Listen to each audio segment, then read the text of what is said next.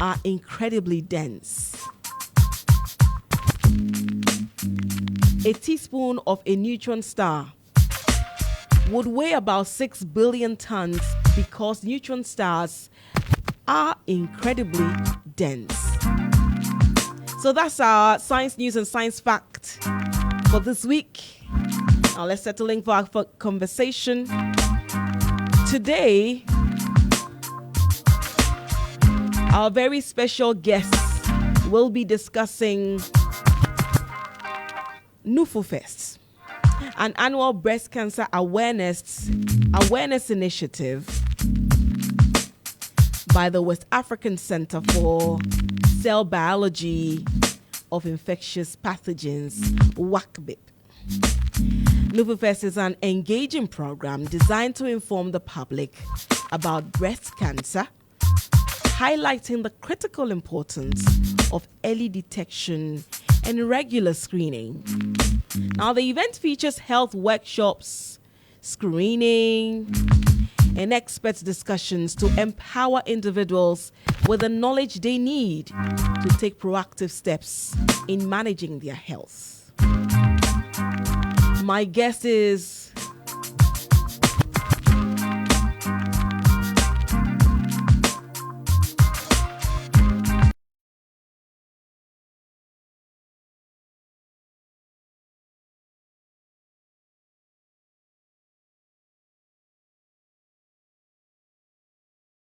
in the studio by Dr. Lily Pemka. She's a molecular geneticist.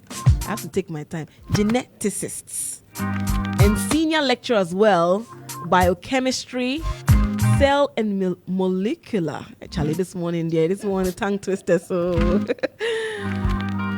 biochemistry, let me take my time. Cell and molecular biology department, University of Ghana. Of course, I mean, she had to be from the University of Ghana, the premier university,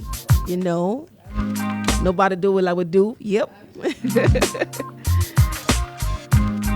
She's ably assisted by someone here, but I won't mention her name. The person is giving her moral support. All right, Doc, thank you so much for joining us here on the Morning Star. Good to have you. Thanks for having me. Good morning. Good morning. I hope that you've had a good day so far. I have. Thank you. Fantastic. Fantastic. Why Nufufest? So Nufufest, I guess your listeners already know what it's about because of the Nufu. Of course. It's an initiative that was started by my lab and the West African West African Center for Cell Biology of Infectious Pathogens at the University of Ghana. And it's basically to raise breast cancer awareness. Sure. I can give you a bit of background. Yeah.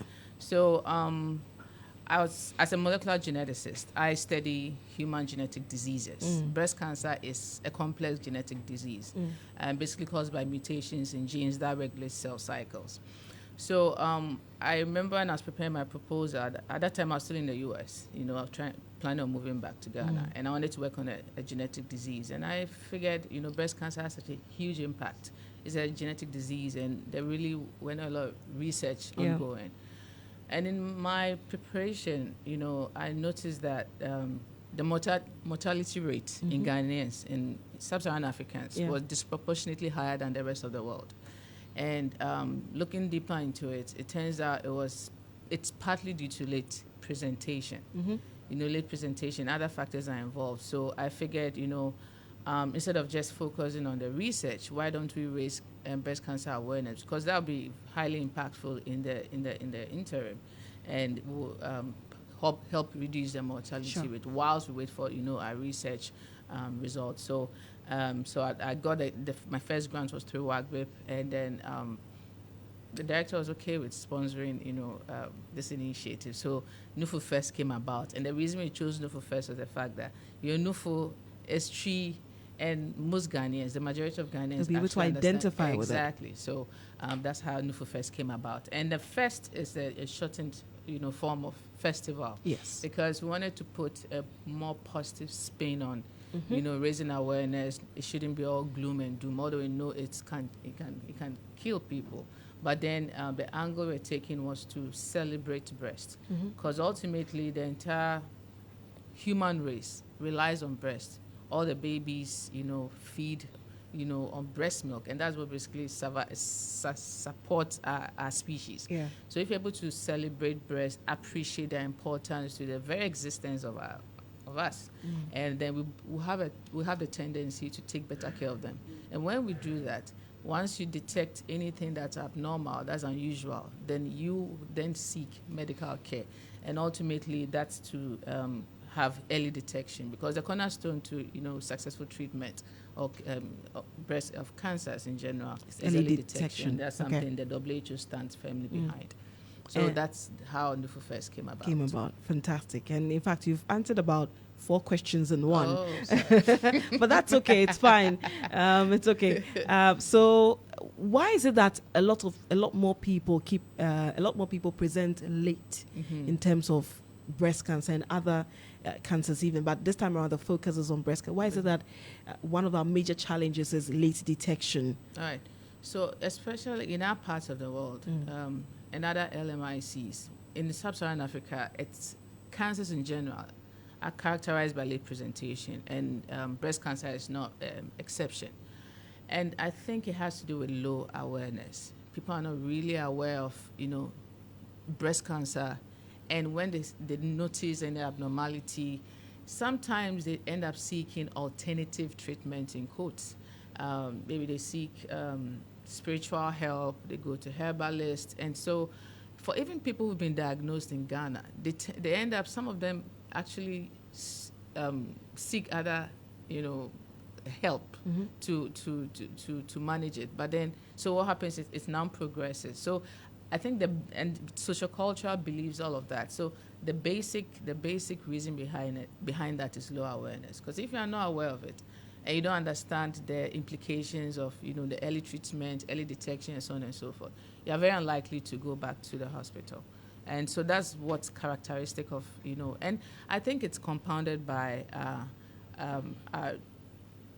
challenging, that we have a lot of healthcare challenges, the infrastructure, it's not, when you compare that to developed worlds, I mean, there are a lot of challenges. So I think a combination of so many things, but I think it's primarily due to breast cancer awareness. I think that's why people have taken up the charge to, raise breast cancer awareness. So we can detect it earlier, give people a better chance of surviving, so that we can lower the mortality rate. Yeah.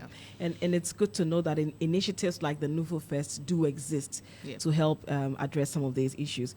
Now, can you tell us some of the success stories that have come out of this particular event? Okay, so this seventh year edition. Yes, wow. Exactly. So it's been 7 years. Yes, congratulations. 7 years. Thank you.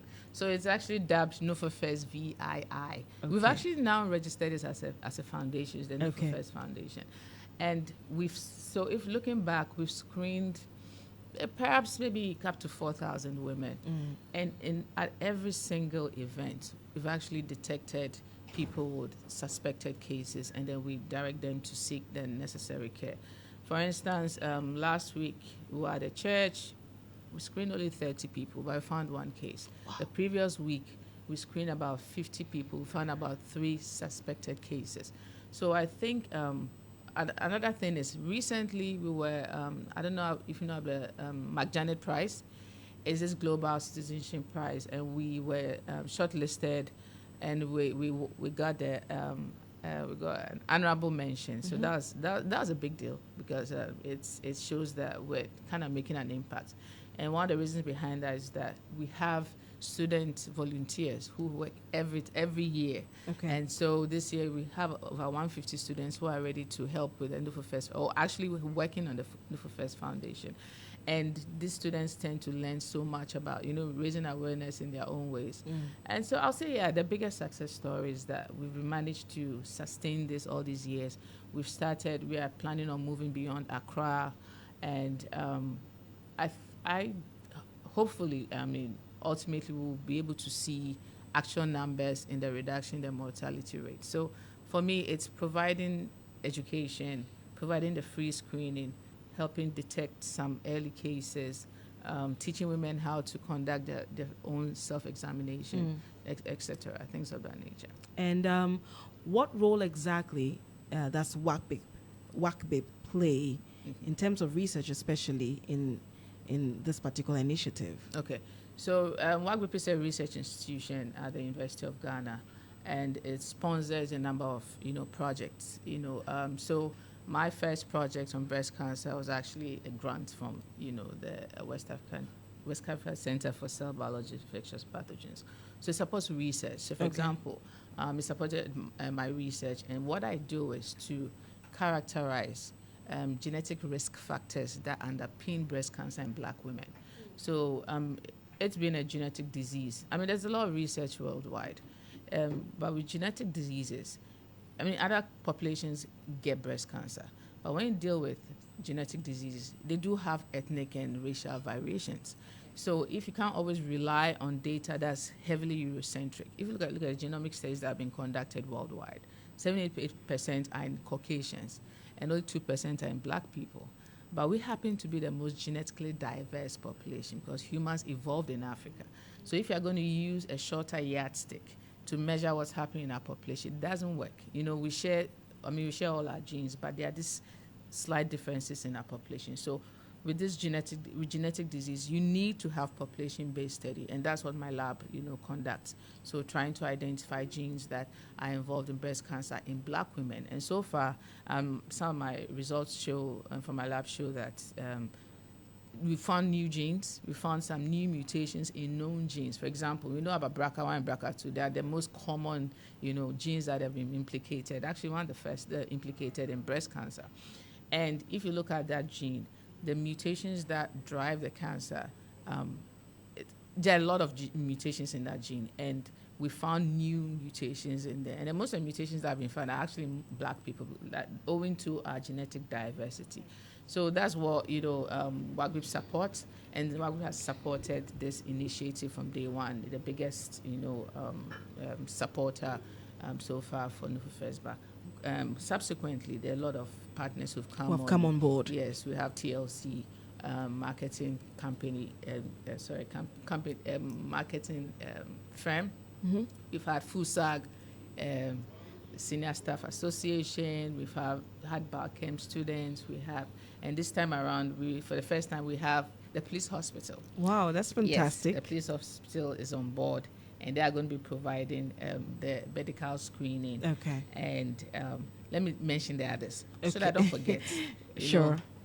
It's a serious business. Absolutely. I mean, they want to be appreciated, yes, so that Yes. they keep coming back. Yes. And then we have Yamachi, is a cancer company in Ghana involved in cancer research. We have La Bianca for the first time.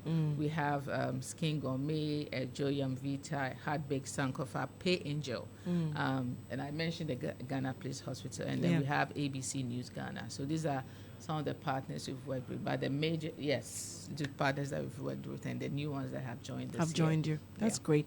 And, one of the things that inhibits, people going out there to sometimes even get treatment after diagnosis is the issue of stigma. And once they are told that maybe we would have to perform a surgery where we would have to take out a breast or something, people are thinking, how can I be walking around without a breast as a woman? And people are going to stigmatize me. Nufufest and WACBIP, what exactly is being done to help with the issue of stigmatization? So the good thing about taking this from our angle, is that we talk a lot of science. A lot of the information we share is science-based, right? And one thing we talk about is the fact that it's not contagious. That's one thing. One thing that drives stigma. So I'll come back to the individual who's been diagnosed, but then the community. Some people get shunned, sometimes even by their husbands. And one, because of the stigma, and sometimes people think it's contagious. It's not. It's a genetic disease. It's not contagious. People who have been diagnosed need a lot of support from the entire community. And so we push home that message. So, for example, the Breast Society of Ghana's message for this year is stop the stigma, and support and offer support. And so it's basically, and this is another thing too, with the earlier treatment, you don't have to lose your entire breast. I know when it comes to the women's femininity is tied to our breast. It's one of the secondary sexual organs that develop when you reach puberty. It's clearly it defines it. But would you rather lose a breast than lose your life? But the thing is, once you go early, there are surgeries that can actually preserve the breast. If it's early enough, you can have a lumpectomy. The breast can be, you have plastic surgeries to can reconstruct the breast. So it's when it gets, so advanced that it gets difficult to preserve the breast. And at that point, when it spreads, then your chances of surviving actually drops. And I don't think you would even care about your breast at that point. So the message we drive home with any cancer, and particularly breast cancer, is the early detection, because then your chances of surviving are better, and the kind of treatment you receive, especially when it comes to the surgery, might help conserve the breast, and no one will even know. And even if you lose a breast, I mean, you have to pick a breast over your life. You pick your breast, and they have all these prosthetics and things that people can use. And beyond you or your spouse or people very close to you, nobody will even know you've lost a breast. I know this is a thing. I think when it's not as easy as that. Especially if you've walked in those shoes, But there's a lot of support, from psychological care and whatnot. So that brings me back to some of the services we offer. We just don't do the screening. We have a huge, big network of professionals who help. Other than the nurses and the medical doctors, we have genetic counselors. We have psychologists. Yes, I was asking about, because sometimes one of the key things that some say kill the people is the psychological aspect. Exactly. Yeah. Exactly. So we do have genetic counselors. In sub-Saharan Africa, we don't have genetic counselors. So what does a genetic counselor do? So after your genes are studied, the counselor will tell you that this particular gene you have makes you predisposed to X and Y, Z. Is that it? Okay. So I'll tell. Yes. So you have an idea of it. So okay. In Africa, for example, we don't have genetic counselors. Yes. The closest is South Africa. Okay. But I'm also I'm the deputy director for research at the West African Genetic Medicine Center. Okay. Yes, and we have the first program for genetic counselors in the sub-region. So our first cohort graduated this year. We do have a genetic counselor from SA who is also part of the program. So last year she was around, the students were around to help counsel them. So like you said, is to counsel you on genetic diseases. For example, they can, here we don't really have a lot of we don't have genetic testing. Nope. We don't even test a lot of allergies. Exactly. So some of them are based on just the phenotype, what the person looks like. Some you can tell, oh, okay, this person has Down syndrome. You can tell they have cancer fold and things like that. But I don't do actual genetic tests. But we do for, at least for sickle cell, which is the most common genetic disease in black people. Okay. We do, there are certain tests. Some may not necessarily looking at the gene, but looking at the protein, it can easily diagnose, right?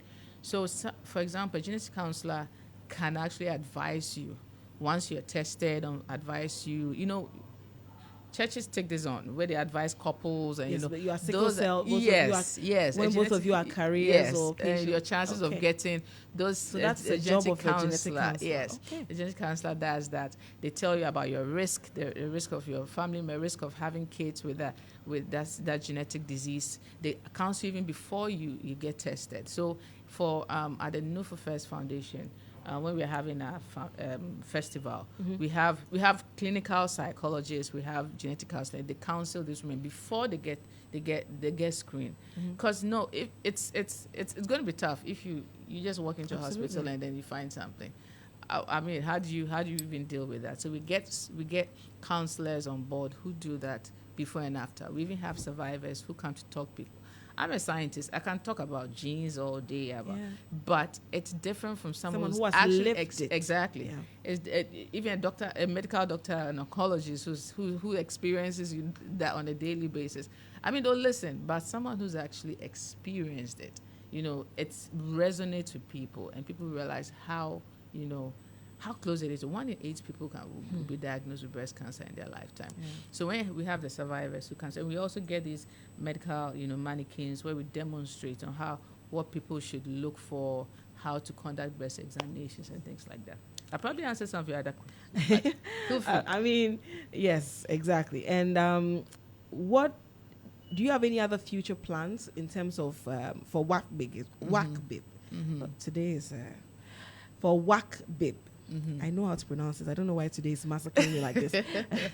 So in terms of awareness creation, are there future plans for other means of creating awareness apart from the Nufufest, which I believe it comes of once a year? Yeah, it comes. Okay, so aside that, are there any other initiatives okay. for awareness creation? For breast cancer or other conditions? Breast cancer and perhaps other conditions, right. If you can lace the two. Okay, so for the breast cancer, the Nufufest Foundation is moving outside Accra. Okay. And beyond just October. So we've planned events outside Accra if we raise enough money. Okay. Anyway, and then the WACBIB, it's one of their mandates is to raise awareness on other conditions, not necessarily genetic conditions. They have programs on HIV, and let me see what other conditions, but HIV is one of them. So there are always plans to that because public engagement is a huge part of WACBIB's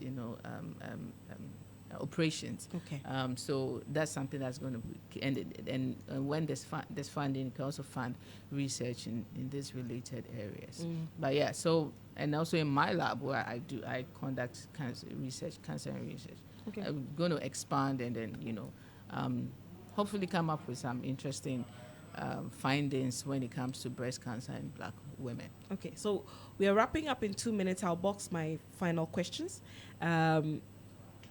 For those who want to support this initiative, how do they support? Okay. And then when exactly is the Nufufest taking place? Okay. So when is it happening? So we've already started. We've done a few events at churches, but the biggest event is at the University of Ghana on the 30th. 30th of October. Yeah, 30th of October, the Banking Square, free screening. We have sponsors who are going to be giving out free stuff. Yes, you have even nutritional. So we have Mrs. Jia from the FUSAG, who's at the Food Science Department. They have nutritional screening and counseling and so on and so forth. So you get access to all of that. And then, so this is how you can support, right? So Telecel Cash is 050 689 1550. Can you take it slow? Yes. 050 689 1550. And then we have the short code to all networks, which is star 447 star 2447 hash. The reference is Nufufest. Okay. And we have a bank account for the first time. It's at First National Bank, Nufu Foundation, 620023400199. 620023400199. And then we have a GoFundMe link as well. So you find us Nufufest on that. And so back to the 30th. We'll start off with a walk at 7 a.m. And then we'll come back, and from 9 to 5 p.m. we'll have the screening. And so we'll have all our partners from the police hospital, conducting all the screenings. And we have not just the manual, we also have the breast lights. And so we'll have capacity to screen from morning to evening. We'll show how to conduct free exams. We are going to give out free stuff. You get to, yes, a lot. All right, so the date is 30th, right? Yes. 30th October. Yes. At the Banking Square at the University of Ghana. If you're wondering where the Banking Square is, University of Ghana, when you enter through Bongolo, right, you take your right turn as if you're heading towards the main campus. But when you move a few meters, after the roundabout, when you take that right turn, you move a few meters, you see the Banking square is on your left-hand side. Yes. That is when you are coming outside. You're Legonite. Yes. Yeah, man. Proudly. Doc, thank you so much for coming. We appreciate your time here on the Morning Star. Thank you. And all the best as well on this wonderful initiative that you're embarking on. Once again, it is free. Yes, it's free. So anybody is open to everybody. Absolutely. Kindly take advantage of this. You know, a lot of the times people think that, oh, breast cancer, it's far off. Oh, but my breasts are small. Oh, but da-da-da-da. Please go and check. Please. Anybody can be a victim. So, and early detection is the key. Yeah. So kindly go, and it's a free opportunity to check your status. I will try my best to also be there. Yeah, we'll be I've never expecting screened you. before, so should I come. probably would pass by and screen. If I can mention one fact, black women tend to have the more aggressive subtypes, Wow. and then we get it earlier than Caucasians. So please, All right. check. Thank you very much, Dr. Lily Pemka, Yes. molecular Geneticist. geneticist, senior lecturer, biochemistry, cell and molecular biology department, University of Ghana. One person, how do you have all these titles? Anyway, you have There's worked one more, for them. but it's fine. Thank you so much for joining us. We appreciate your time, ma'am. Thank you. Have a wonderful day. You too. Thanks for having us. All right. Bye. Killer cut blood, killer cut blood.